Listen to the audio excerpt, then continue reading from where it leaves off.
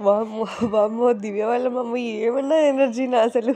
హౌస్‌లో ఉన్న అందరూ మన ఏజ్ లాంటి వాళ్ళు కూడా ఆమెని బీట్ చేయలేకపోతున్నారు. వామ్మో!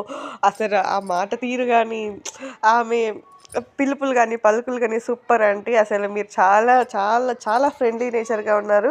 సూపర్ అసలు. అసలు మీరు దివ్యకి మమ్మీలాగా లేరు. దివ్యకి అక్కలాగున్నారు. అసలు మిమ్మల్ని చూస్తే చాలా హ్యాపీగా ఉంది. ప్రతి మదరు ఇలా కూతుర్లకి సపోర్ట్ చేస్తే సూపర్ ఉంటుంది.